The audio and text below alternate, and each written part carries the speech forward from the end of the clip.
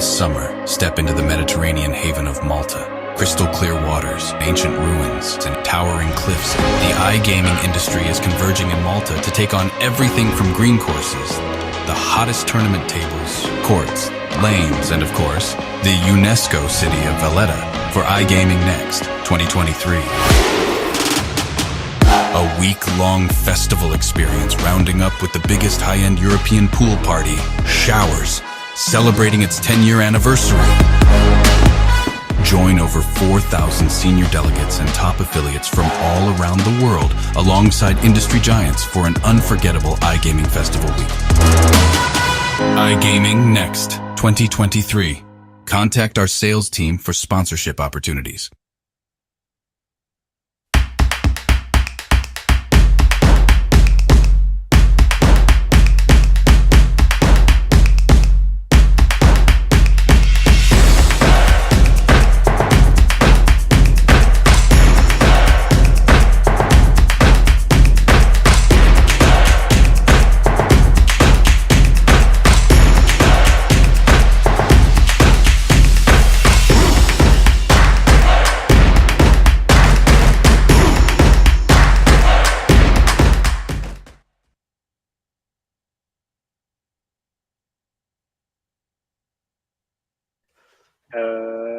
And we are live. Bingo, bango, bongo. Conor Mulheir, Nico Jansen. They tried to take us off air. They couldn't. We are back. How are you guys today? Very well, thanks, Pierre. Back by popular demand. How are you, Nico? Good to see you again. I'm all good. I'm all good. So that the dynamic duo is back on track, back like crack. And as said, so it's Pierre, me, and joined by the awesome sidekick of Connor's Corner. That's awesome, isn't it? Huh? Back on crack. I like it. It is a long weekend here in Malta, so I guess it's suitable for that purpose. But yes, we are a family-friendly show here, so we'll have to bleep that out in the follow-up here. But anyway, Conor, how are you today? I'm very well, thanks, Pierre. Yeah, looking forward to a nice long weekend for Easter, as you mentioned. Might get a chance to have a bit of family time this weekend, and of course, consume as many chocolate eggs as I can get my hands on. What do you guys have planned for Easter? Anything special? Anything nice? I was thinking to do what I usually do. It is I use my weekend to reading up on all the wonderful stories on iGamingNext.com that Conor that you are publishing. So there's so many Easter eggs. I don't even know where to begin. And so I'm gonna shut off my lights and just stay indoors and read as much articles as I can today.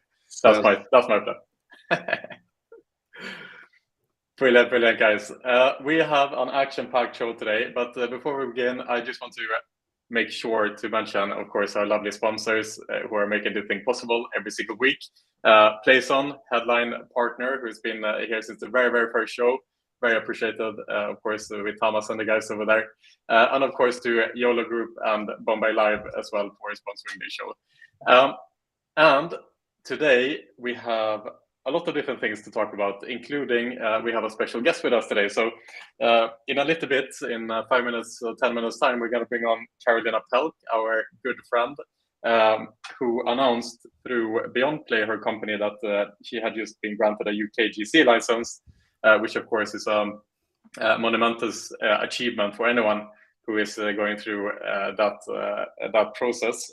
And so we were thinking that it could be a really good opportunity to bring Carolina on board today and just kind of give us an update of what Beyond Play is up to these days. Secondly, as well, we're going to talk about this sting operation that was announced by The Times earlier yesterday, I believe, yesterday or today, where Scott Banton, one of the Conservative MPs in the UK, basically got caught trying to leak the upcoming white paper for gambling regulation in the UK. And we even have the undercover video here today, so that we're going to show you too. Number 3 is that we're going to talk about evolution. These broadcasts are not whole unless we speak about evolution, and today is no exception. The Evolution, they held their annual general meeting with some interesting outcomes there as well. So we're going to talk about that. And Another thing that cannot escape any form of online media these days is the fact that we are talking about the AI at the moment, and we're going to talk about how kind of this trend of text to tools are now making their entry into the iGaming industry as well. So you have text to chat, which is ChatGPT. You have text to image, which is kind of Midjourney, and when you create this AI rendered images, text to voice, text to video, and now we will have text to bet. Okay, very interesting. And if we have time, we will see. But if we have time, we want to talk about the birthday party that took place yesterday in the entire province of Ontario that celebrated 1 year with legalized online gambling. Hooray to them. But before we jump into that, Nico, it's time for the 10 in 5. You think you can do it? Yes, like always, and I'm keeping it short, firmly, timely. So first of all, starting with one of the most anticipated upcoming markets after it all fell through the cracks in California. We have an update on Texas as the sports betting casino gaming legislation clears the House Committee. So the Texas House State Affairs Committee has approved of a pair, which is the HB 1942 and HB 2842 of sports betting bills that could bring sports betting and casinos to the state. It's the furthest the sports betting discussion has gone in Texas, but it's still facing long odds in the Senate. So for sure, we will see an update on Texas as well, as said, as California went or fell through the cracks. Update from the UK, as Allwyn reportedly is interested in the Irish National Lottery bid as well. So Allwyn Entertainment is assessing the ongoing situation in the Irish lottery space, meaning they have consolidated their position on the other side of the sea in the UK, and they are preparing their bid on the Premier Lotteries of Ireland, which has been stated by the Financial Times and the Irish Times. Then there was a quite heated argument in Australia as the Sportsbet CEO Barney Evans has been grilled in Parliament over blocking winning customers. So there was a heated discussion of House of Representatives Committee Chair Peter Murphy, and she said she knew someone personally who had experienced the treatment of being blocked or limited as a winning customer.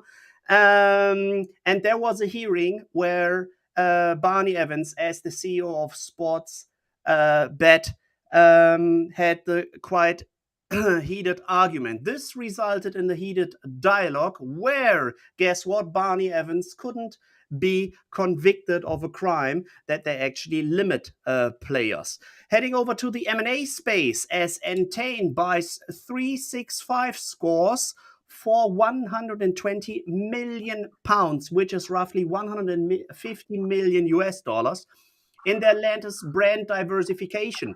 So the Tel Aviv-based 365 scores, they offer editorial and social content as well as scores and sports information.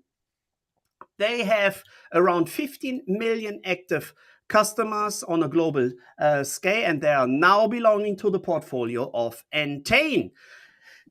Staying in the M&A space, as the Century Casino has completed their acquisition of Nugget Casino Resorts operation for 100 million US dollars as well. Staying in the US, sports betting in Maine could start this fall, but it seems like the operators are not eager on getting a license, as there have no providers actually applied for a license. So sports betting in Maine, the GDP is probably as big as Bulgaria, is still at least 6 months from going live, but the head of state's gambling commission named, wait, I would just give you the name later, is feeling a sense of urgency as no operator did yet apply. His name is Champion, like the champion, said he was surprised that Maine hadn't yet received applications. So he personally stated, I don't know what those reasons are. If they are waiting because they made a comment on something and they want to see if it's going to get changed first before they apply, I just don't know that. So he's urgently asking FanDuel and the DraftKings to apply for the license. Still staying in the regulatory space with Kentucky as passes online and retail sports betting bill with a potential start in 2023 already. The sports betting in Kentucky. Kentucky has a GDP which is as big as Portugal. Portugal could soon become reality with the launch late in 2023, early 2024. So another state which will open up. Now heading back to the UK, as the UK Gambling Commission has fined another operator for failings in social responsibility and AML with 320,000 pounds, and we are talking about TGP Europe. Once again, and just two more topics, Allwyn and Vodafone pledge to digitally transform the national lottery. So there's a cooperation going on with Allwyn and Vodafone, and they want to revolutionize the technology and infrastructure of the national lottery. And last but not least, talking about the other Swedish crown, and besides evolution, Swedish brand FanDuel has partnered with Spotify for content production. So Flutter Entertainment-owned FanDuel Group has agreed a multi-year content production partnership with global streaming audio platform Spotify. Under this new agreement, which builds on an existing partnership between the two parties, FanDuel will work with Spotify's The Ringer website, podcast network, and video production house to create content for FanDuel TV. That's it. Nicely done. Amazing. Amazing. It's almost there, almost. But it's part of the charm is to beat this dead horse and stick to the 5 minutes and not increase it. Because we are stubborn like that. I like that. So here's a question for you, Nico. You mentioned Spotify. Which company is bigger in terms of market cap, Evolution or Spotify? I'm pretty sure it's Evolution. I'd say Spotify. I'd have to guess, but am I wrong, Pierre? I mean, it's a trick question, of course. Of course, it is Evolution. It's pretty remarkable, actually. Evolution's market cap is indeed bigger than Spotify. Evolution something like 27 billion. Spotify 25 billion. You learn something new every day. Yes, I learned to keep my mouth shut and let Nico do the guessing. I got that one. Never mind. All right, it was a good try. It was a 50-50. Also, Nico, you mentioned Texas earlier in the 10 and 5 here, and quite interestingly, of course, it's one of the big 4 states, right? It's one of the big 4 prizes in the US, together with California, New York, Florida, and Texas are the 4 most popular states. And so any movement in those 4 states is always going to be something to keep an eye on. There was a Twitter thread by our Linehan XL on Twitter, who talked about the unlikelihood of these bills passing. I don't know if we can put the Twitter thread on the screen, perhaps, Elizabeth, if you have that. But he is basically saying that the bill does not have Republican support as it stands today, and because of that, it's very unlikely to pass the Senate as it stands today. So even though there is a bill kind of that is seeking itself through the system at the moment, it's not likely that it will actually pass. But it's still something to keep an eye on for sure. Okay, there we have it. Thank you so much, Elizabeth. So moving on to the next point of today, which is we would love to bring on board Carolina Pelk here in the live stream now, if we can, if the technology is with us. Let's see. Oh, there we go. Carolina, how are you today? Hi guys, I'm great. Thank you very much for having me. I really am thankful for all the love that you guys do with supporting. Oh, it's an absolute pleasure. You know that already, Carolina. It's great to have you here, and nicely branded shirt you're wearing today. I have a question for you. So first of all, congratulations, of course, to the recent announcement that Beyond Play has managed to acquire a UKGC license. So my first question to you is, of course, why did you decide to go down the headache of entering the UK market? Listen, of course, UK market is very challenging, but I think the challenges are primarily for the operators in the market, who are faced with a lot of scrutiny, sort of responsible gaming regulation, all the kind of source of funds for players and VAP restrictions. For a B2B software provider, I think it's still a very attractive market, and especially for someone who focuses on regulated markets like we do.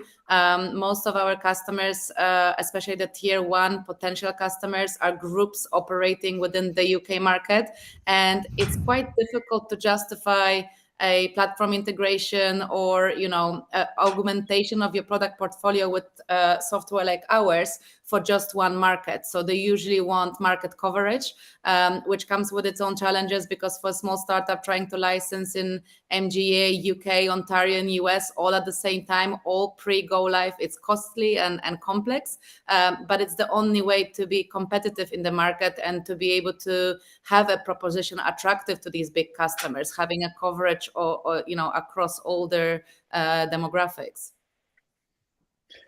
Fair enough, Carolina. And just for those who are listening in today, who may not be aware of Beyond Play, obviously you started a company in 2020, and you have made great strides since that time.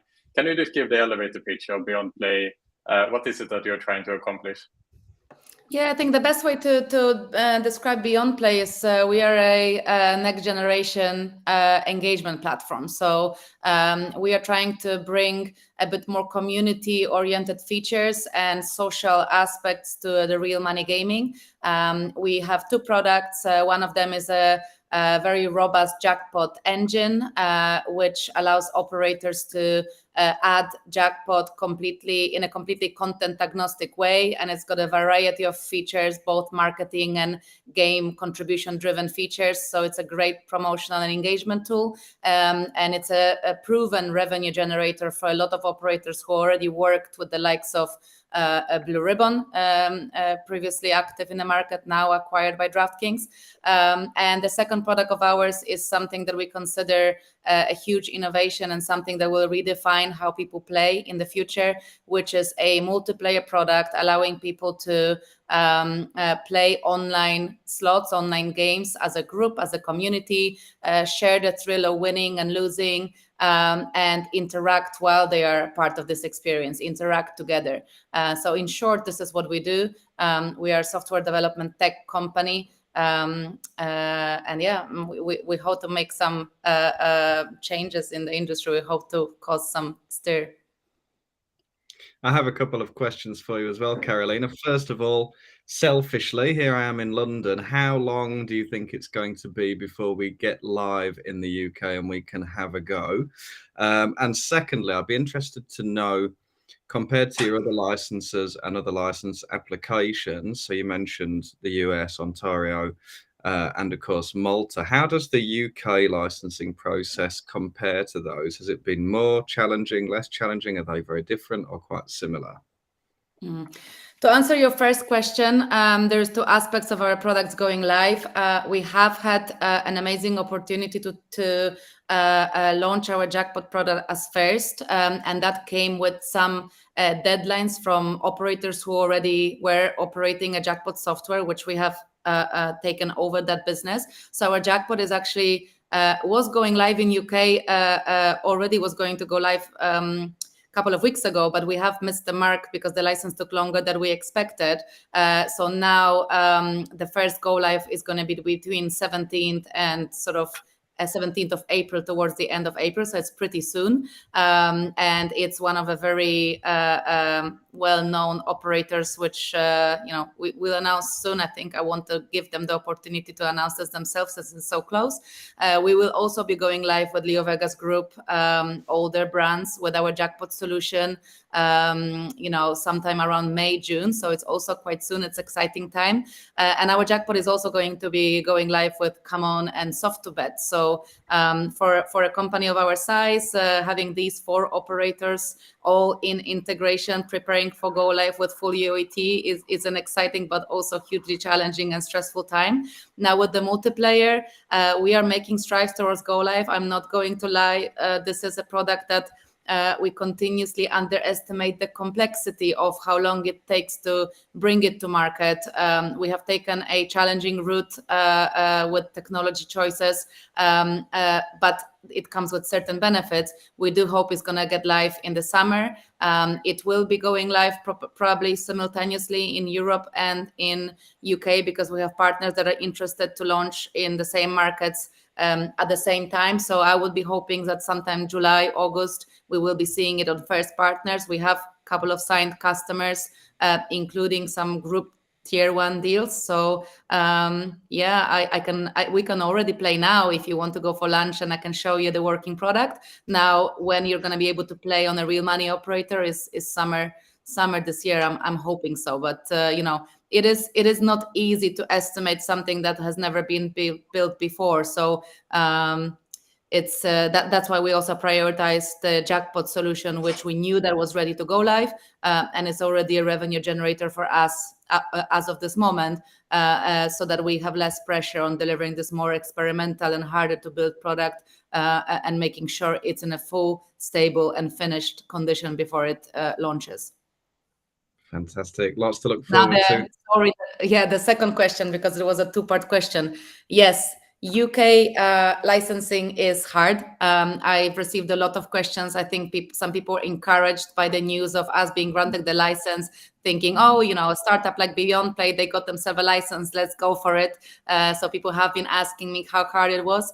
At the same time, even the comments on my post from a lot of legal compliance professionals of this is a no small feat, kind of indicate that the process of getting a license has got increasingly tougher these days, together with everything in the UK regulatory landscape that got more difficult. It's definitely a difficult process. I wouldn't say it's more difficult at Malta, but the qualifications, especially for a business that is receiving funding still at this stage, because we had a couple of different changes in ownership. You had the news of the LeoVegas divestment, that was during our application was pending. It all has an impact on your efforts with the regulator. It's actually quite a lot of bureaucracy involved, and I think it's more difficult from the perspective of evidencing the source of funds that are coming to the business, evidencing the ownership structure and all the due diligence documentation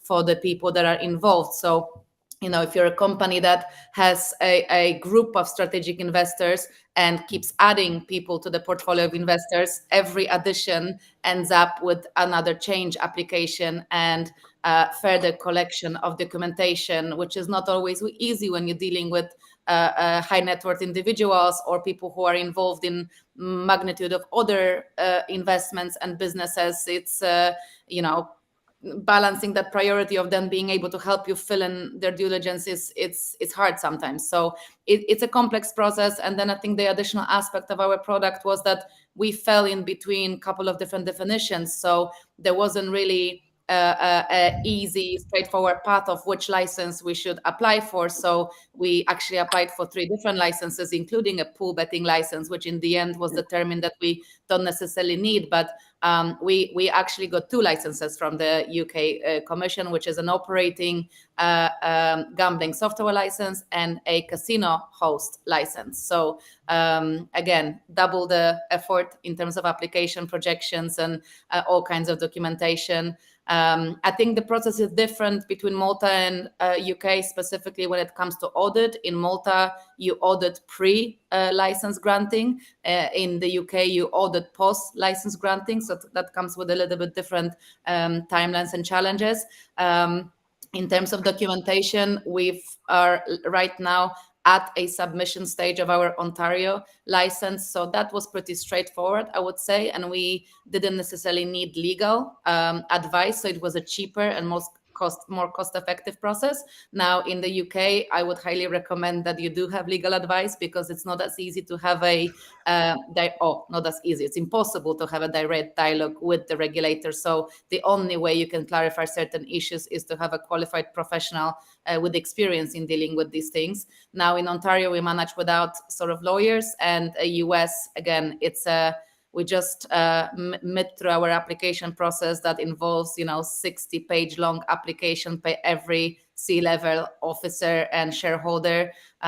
So it is not easy. It is not time.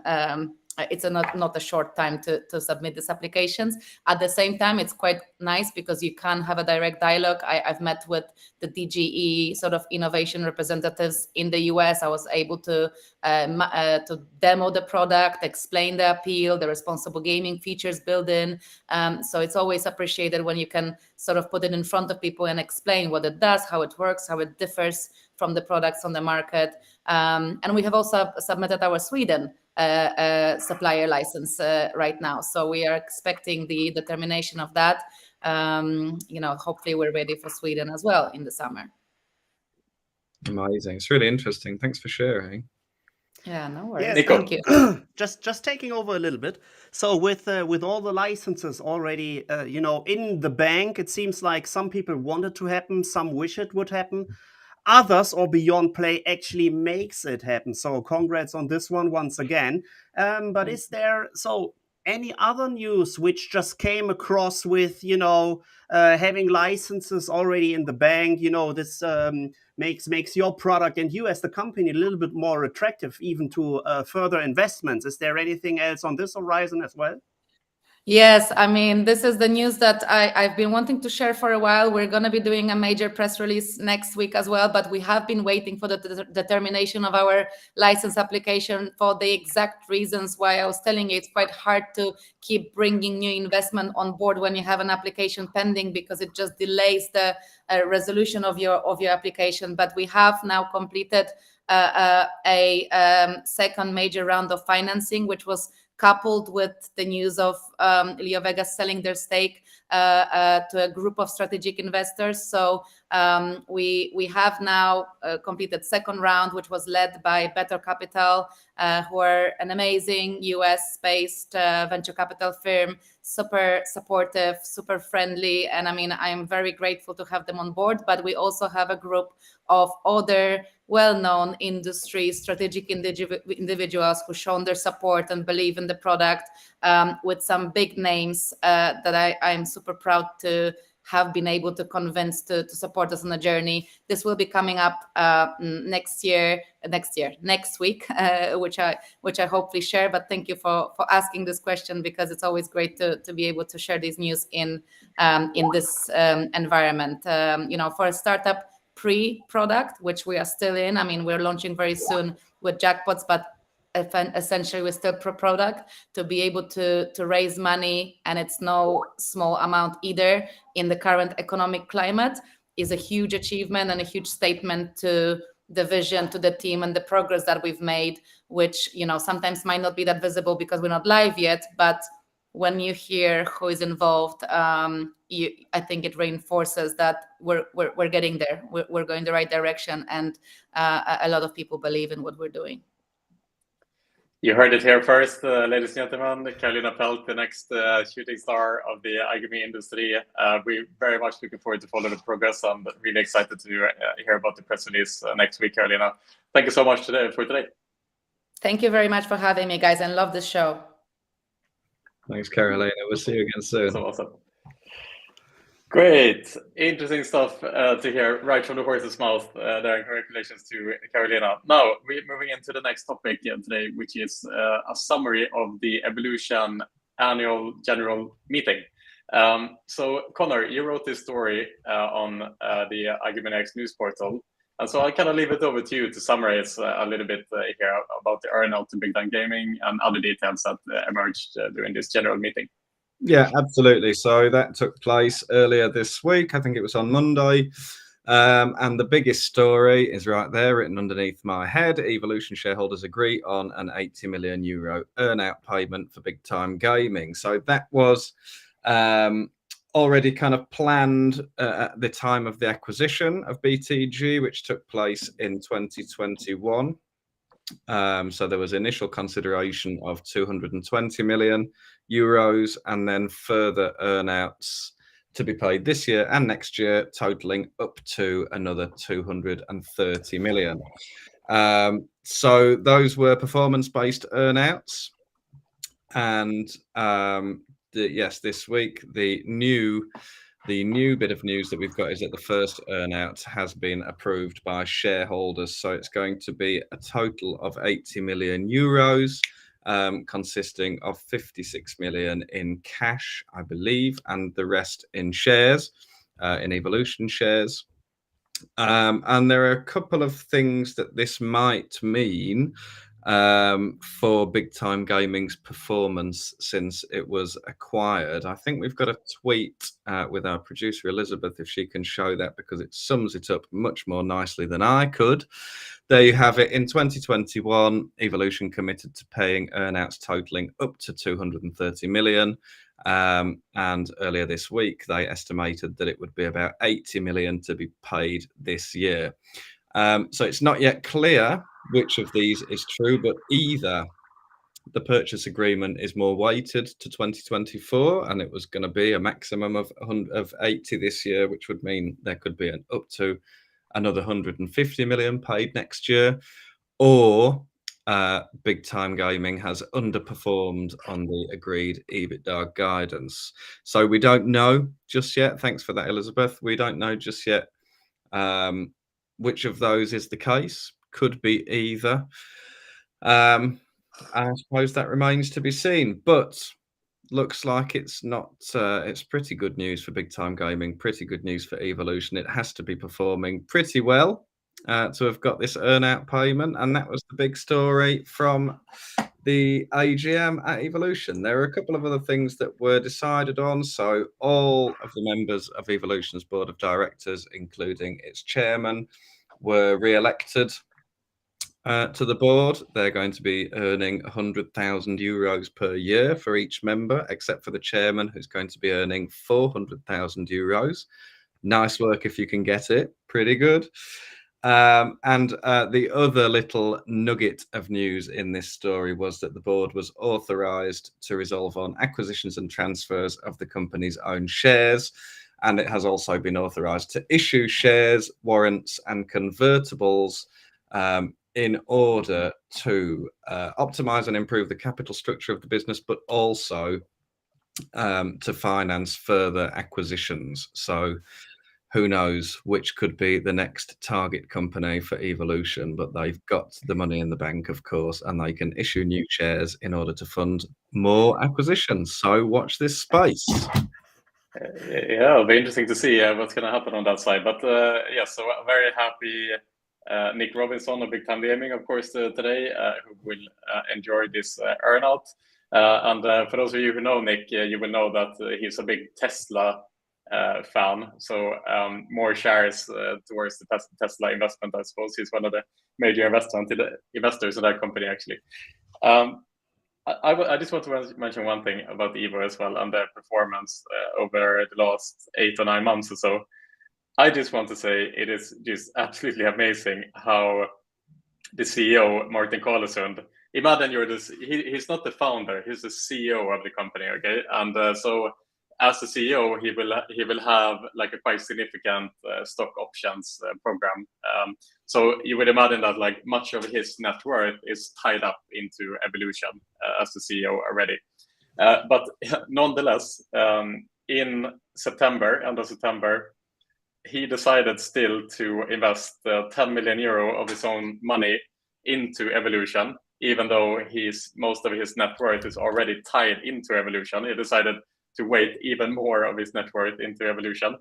That also happened to be the same day as the Evolution share price hit the bottom, pretty much the same day. So 792 SEK, and since then the share price has increased by 75%. So I just want to officially congratulate Martin Carlesund for being a gambler who is running a gambling company. I like it. The more volatility, the better. God bless Martin Carlesund. I think that's an absolutely amazing move by a CEO who is not even a founder in the company. I love that. Great stuff, guys. Let's use the time we have. Wait. It has not just been it has not just been Carlesund. Also, our lovely friend and CPO Todd Householder, he invested at the same time as well. So it's two guys actually being in a C level seat, investing into the company as they believe in it quite heavily. So we just need to make sure that Todd is mentioned as well, as he's a gamer and a gambling guy by heart as well. Absolutely. Kudos to Todd for sure for tagging along there and making his investment as well.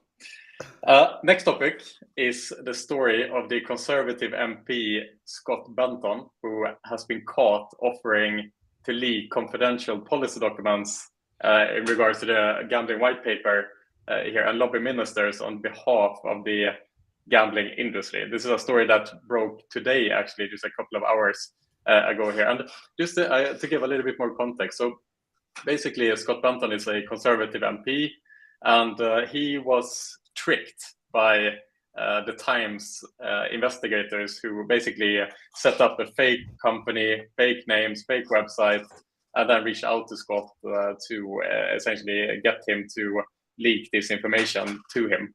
He took a meeting with them, which was filmed undercover, where he then offered to produce his services. And we have this video that we would like to play today just to kind of show a little bit more of what was said in that meeting. So Elizabeth, if you don't mind, feel free to put on the video here for us. We vote in House Commons 2 or 3 times a day. The Minister has to pass you, and then you've got 10 minutes while you walk around to the next vote to have his ear. There's written questions as well, where we can table things on the public record and get an instant response within 5 working days. And thirdly, we have access to papers and information which PR companies wouldn't. The government is carrying out a major review of gambling laws for the first time since 2005. We set up a fake company and approached several MPs saying we were looking to hire a politician as a paid expert advisor. During the 70-minute meeting, Banton had repeatedly outlined how he was willing to take actions which would break parliamentary rules.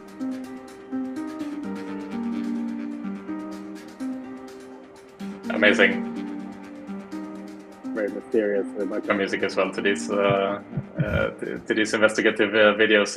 It's on point, and I also want to mention how stereotypical it is that there's a giant teacup in front of the minister here as he's sitting down in the UK. But yes, Conor, leaving it over to you, as you are right in the middle of right where it's all happening in the UK. Can you talk a little bit more from your perspective, perhaps, what has happened here and why this is important? Absolutely, yeah. It's not a good day for Scott Banton. I wonder how he's feeling right now. Probably tearing his hair out and worrying about what's going to happen. This is an amazing story, amazing work from the Times to get him to sort of admit to things that he shouldn't be admitting to, essentially. Now, it's not illegal in the UK for politicians to have second jobs. It's perfectly allowed under parliamentary rules for politicians to act as advisors to businesses. And I believe that happens quite commonly. Unfortunately for Banton, what is illegal is to try to influence government policy on behalf of clients like those. So he has sort of shown himself up there by offering to try and influence gambling regulations, which is one of the things that he was talking about where you have 10 minutes to talk to the minister, and he's talking, sort of suggesting there that he could try and influence regulations. I think he's probably overstating his influence, I must say. He's a relatively obscure backbench MP for Blackpool, which is in the north of England, and not an especially influential figure in government. So I think he was talking himself up a bit there to the Times journalists. But yes, he did offer to do a couple of things that break parliamentary rules, as the video mentioned. One of them is to put questions to Parliament on behalf of a business. That's not legal. Of course, a politician has a duty to represent his constituents and the people who voted for him, and not the people who are lining his pockets. He also suggested that he would be able to leak details of the Gambling Act review to this company, which of course would contain commercially sensitive information, could lead to all sorts of dodgy dealings, insider trading. Who knows if it gave, if it was leaked and gave somebody ideas about what might happen in the stock market when it went public, this could lead to all sorts of financial legal issues. So what's happened to Banton now is that he's had the whip removed. That's sort of archaic parliamentary language that we use in the UK. It means essentially that he has been expelled from the Conservative Party. He will no longer be considered a Conservative MP, but he remains a member of Parliament, of course, because he was elected as an individual by his constituents. And there is an investigation ongoing. It's also sort of strange timing that he was talking about leaking the Gambling Act review, because more details have leaked today as well, which is kind of unusual timing. So we've had some more questions about what might be coming, but nothing especially different to what we've heard before. So the new detail is that, as we've spoken about, a £2 slot stake limit on slots before, the latest details suggest that they may introduce that limit for under 25s only. And then for other gamblers, they would introduce limits between £2 and £15 per spin. Now, a lot of operators already have a voluntary £10 per spin stake limit, so that would probably be welcome news to the industry if it was true, if that stake limit only applied to under 25s. Yes, so official publication of the Gambling Act review is expected after Easter, but we've heard that before, haven't we? So we'll wait and see. I just found the funniest thing about this, of course, is the random Twitter guy who called out Scott Banton a while ago for being corrupt and for taking on hospitality and bribes from the gambling industry. To which Scott Banton replied to him that calling him fat, basically. And we have that tweet here in the background as well. So Elizabeth, if you don't mind, put on the screen here. So David Collett, he writes here, last year I called out Scott Banton for taking hospitality from gambling firms and then coming to Blackpool and telling us that we need a casino. He called me fat. Today, it's revealing he's taking cash for questions in an undercover report. Lol, lol, lol, lol, lol, lol, lol. So congratulations to you, David. Yeah, you got vindicated, and you got to feel this sweet taste of Schadenfreude. The irony knows no bounds. There was it must be common knowledge in some circles that Banton is perhaps not too well behaved in Parliament. I saw another tweet today that said they were very happy to see, because they had a £10,000 bet on Scott Banton being corrupt. So today they were happy that they were going to collect their winnings of £10,001.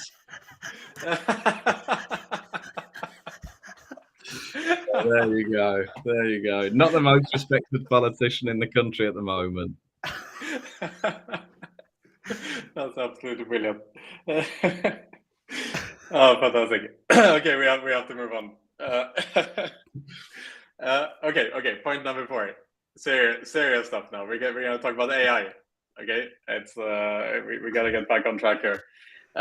So just as a little random point here today, it's not connected to a news story or anything like this, but as we mentioned here earlier, it's very difficult to get through conversations like these that are being streamed into the internet without talking about AI, and this is no different. So I just want to kind of go through a little bit what's happening at the moment with this push into this platform shift that is taking place, starting with ChatGPT. And so obviously for those of you guys who have used ChatGPT, you know that it is a text to chat kind of interface that you're dealing with here. You're chatting to the AI, and the AI is replying back to you. So this is a text to chat. You ask the AI for a reply. And similarly, when these type of services are being integrated in other softwares, like Canva announced the other week that they are integrating GPT, Excel, Microsoft Office suite as its entirety. In the iGaming industry, Fast Track, the CRM, has integrated GPT as well. And they are all text to, and then the result that you're asking it for. And this is kind of the platform shift that is taking place right now. All these kind of AI integrations is making it easier for the user to kind of use the system in question without having to be an expert in that said system. So imagine in Excel, for example, there is a lot of very complex formulas that you need to memorize in order to produce certain tasks in Excel. And it takes obviously years and years to master a software like Excel. But using GPT integration, now you can just ask Excel right then and there to produce whatever result you're looking to produce. This specific integration to Excel is not released yet, but Microsoft has announced that it's coming. So you can imagine, like, can you do a VLOOKUP to understand which customers are most valuable? Here's the data set, and just produce a top list highlighting those who produce more than 5,000 euro revenue a year. And bam, GPT will produce that list for you without you having to understand the underlying formulas that are taking place. This is an amazing productivity tool, right? And so we had tools like ChatGPT, which is text to chat. You have tools like Midjourney, which is this AI image creator. So it's text to image. So you ask the tool what type of image you wanted to create, and it will create that image. You have text to voice. So for example, if you want to create a new song and synthesize it into a voice, you can ask the AI to create a song for you. And text to video is taking place right now as well. It's happening right now as well, where you can input a prompt and you will get the corresponding video. Now, okay, why am I saying this? Because in the iGaming industry, there is a product that is ripe for disruption based on these type of tools that are being released right now, and that is the sports betting product. So you can imagine both from the front end and from the back end that there is a lot of synergies in order to use AI. So the most kind of low-hanging fruit, of course, isn't it just a matter of time before the AI is smart enough to set its own odds? You would imagine that with all the data rich, with all the data that exists, that an AI should be able to produce odds on the next football game, for example, or more relevant live betting as is taking place, in order to become more granular, in order to produce more odds. So this is kind of like the more obvious use case, and I think all the sports betting platforms are already to some extent utilizing AI and machine learning in order to set automatic odds. Now imagine the front end instead. So we talked about this text to chat or text to video. Well, imagine now what is happening. I spoke to Gerard Starkley of Kambi earlier today, and he told me about the pivot that Kambi is undergoing at the moment, and the product development they are undergoing today, which is a kind of text to bet option, if you will, where the punter he's not always going to be offered exactly the type of bets that he is looking to place. But imagine if he can just have a text box where he can input what type of odds, what type of bet he would like to place on a certain game, for example. And then and there, the AI will produce that line or produce that odds for the punter to place his bet on, essentially. So that means that now the punter has infinite opportunities to place odds on his own terms, let's say. Also, it means that it simplifies the whole user experience, where you don't really need to comb through all these like advanced spreadsheets on Bet365 in order to find the right odds or in the right game or whatever. You can just kind of input which game you're looking to place a bet on and what type of bet you're looking to produce. And I just thought that was a really interesting kind of use case following this trend of text to AI tools, basically. What do you think, Nico, about tools like that? Would this get you over the line to start becoming a more prolific sport bettor, do you think?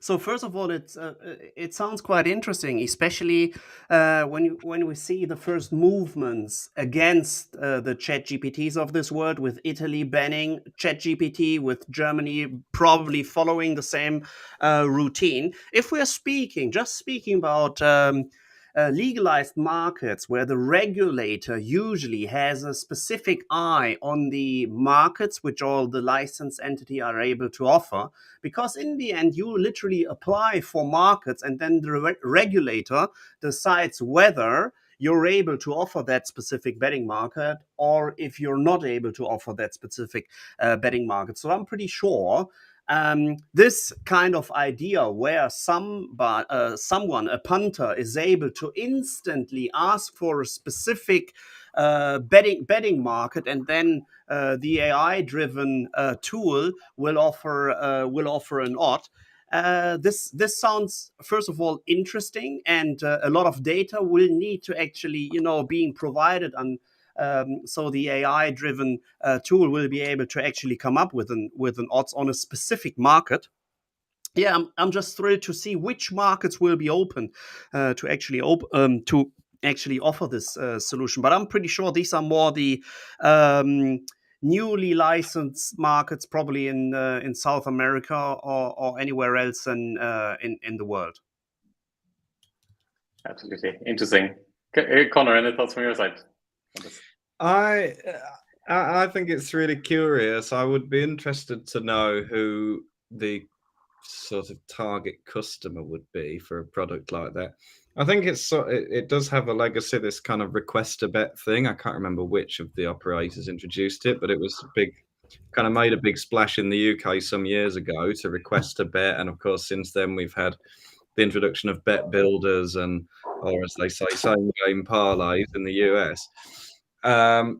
For me, I think looking through all the betting options that you have on your sports book, I don't think there doesn't seem to be much missing to me. Maybe I guess it would be bets like you could bet that a specific player will score a goal in a football match from a set piece from a corner in the second half. And I guess you don't really get that much specificity at the moment on your standard sports book. So it could be really interesting, especially if you have an inkling that something's going to happen. I would be interested to know what the impact might be on things like sporting integrity. If we're kind of making these niche markets for people to bet on, then does that open up sports to things like match fixing, or because in that case, of course, you don't have to fix the whole match. You only have to fix one corner or one yellow right, or whatever it might be. Which I think, I believe in certain markets for that reason, you can't bet on yellow cards, red cards in a football game. So there's definitely discussion to be had there. But it's definitely interesting. You know me, when I bet, I like long odds. I like to bet a $5 and win 100. I'm not interested in doubling my money. I want to 20x my money every time. So I like that. I kind of like it as an idea. I don't know if I would use it or not, but I would certainly give it a go. I would try it out for sure. Absolutely. You and me both in our degenerate gambling habits, Conor. I'm right there with you on the long odds. Yeah, bet small, win big. Yeah, that's it. All right, it's a good input, Conor, and that's certainly something to think about. You know, if you can request odds for a specific scorer in the 73rd minute, obviously you're gonna be offered quite good odds on something like that. And yeah, gaming integrity is definitely something to think about. Guys, we have 4 minutes left, and I'm very surprised that we're actually going to be able to go through the entire agenda today. So we're going to finish off with some birthday celebrations today. Happy birthday to the province of Ontario for being 1 year old in its quest to charm the gambling world, let's say. 1 year ago, the province of Ontario opened for legalized iGaming and online sports betting. And Conor, you wrote this piece as well, so maybe you'd like to summarize how it's been going so far for the province of Ontario. $1 billion revenue, something like that. But feel free to give a little bit more nuance here on the results so far in Ontario. That's it, yeah. So the top line figures we've got, it's 1.4 billion Canadian dollars, which is just over $1 billion US dollars in revenue across all the licensees in that market. I think there are somewhere in the region of 40 now. There's a little over 40 operators in the market. They handled 35.6 billion in wagers from Ontarian bettors. So what's that, about $3 billion a month? Pretty good handle figures. Of course, that's sports betting and iGaming combined. And that puts Ontario straight into the top 5 North American online gambling jurisdictions by GGR. So for comparison, New Jersey, I believe, is the biggest. They made, in 2022, they generated nearly $1.7 billion from iGaming alone, and a further $760 million from sports betting. So that's still kind of well over double what Ontario's doing. New York generated about 1.4 billion from sports betting. So they remain ahead of Ontario, even though they don't have any iGaming offering there, which is kind of interesting. Now, there were 2 figures which really stuck out to me in these in this data. They were that there was a survey that suggested around 85% channelization in Ontario into the regulated market. So I think it was a relatively small survey, but we can use it as a baseline figure. So 85% of respondents who gambled said that they did so with regulated operators, which I think is not bad, considering that Ontario had a very active grey market before the launch of the regulated market. But I think if we look at that figure in combination with the fact that Ontario has sort of lower revenues than New York, even though they're kind of a comparable size, and New York doesn't have iGaming, and together with the fact that the average monthly spend per active player account was 70 Canadian dollars, I think that kind of suggests something about bigger players and the offshore market. This is just my own feeling. So 85% of gamblers may be using regulated operators. That doesn't mean, of course, that 85% of revenue coming from Ontario is going to the regulated operators. Those 15% of players who are still playing with offshore or unlicensed operators may well be those huge players, those whales that we know, even though they make up a small proportion of gamblers, make up a very large proportion of revenue and handle. So that's kind of something to think about. I think that the average monthly spend of 70 Canadian dollars per active player account is, I believe that's significantly lower than the data we have from a lot of US states. So I think a good start for Ontario's regulated market in its first year. But from my point of view, lots of work still to be done on channelization there. Absolutely, and also interesting. I think Conor, you mentioned in the article that New Jersey is generating in total $5.2 billion dollar revenue, including land-based, of course, but that's 5 times more than the state of Ontario. And so I was thinking, what's the comparison in the size of the population between these two states and provinces? And it turns out that Ontario is actually the more populous province with 13 million people, versus New Jersey's 9 million people. And so I think there's something to be said as well of how more mature states obviously are able to increase the GGR over time. So considering that New Jersey is, well, obviously including the land-based sector, generating 5 times more in revenues than the state of Ontario, even though Ontario is more populous, it should kind of give us an indication that either there is a lot more growth to be had, or, as you point out, there is actually a lot of the GGR is moving to unlicensed operators as well. So it's something to keep an eye on as we go forward here today. Nico, any thoughts from you here to start rounding things up? First of all, interesting numbers from Ontario. Position yourself in the top 5 of all the US states.